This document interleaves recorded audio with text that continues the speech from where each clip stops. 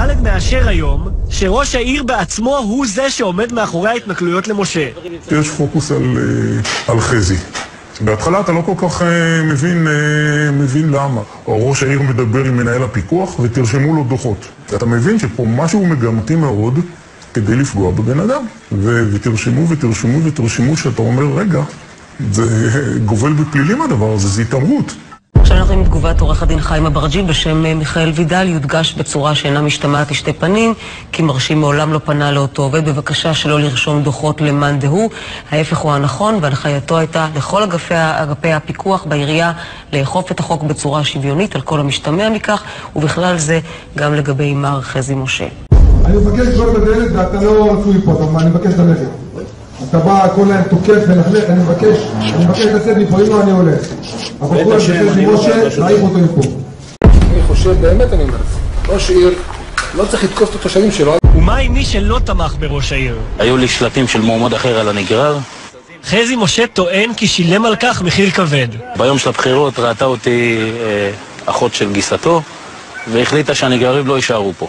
חודש אחרי, פחות מחודש, התחילו לבוא אליי לכאן פקחים. כמה זמן זה עומד פה? 9 שנים. משה מספר שכלי רכב שחנו בצורה דומה לא קיבלו דוחות. התחילו כל יום לבוא פקחים, שיטור קהילתי, בבוקר, בצהריים, בערב, הכל מתועד, יש פה מצלמות על הבניין.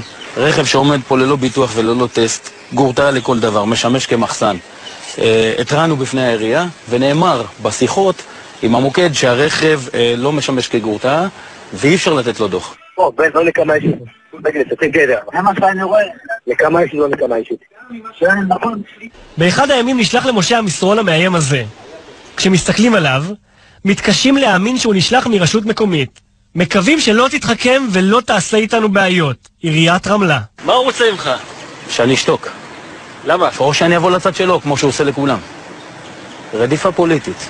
מה אמרו לך אותם אנשים שהגיעו אליך הביתה בשעות לא שעות? שאם אני לא ארד מהסיפור של ראש העיר, אני בבעיה. יש פה אנשים כבדים בסיפור ואני בבעיה. זה כמו הווריאנט, זה התחושה שלי. לשלוח לי פקחים, לשלוח לי אנשים, לתת לי דוחות לא חוקיים, ללכת לדבר איתו, מזמין לי משטרה. ראש העיר של כולם או שרק של אלה שבחרו?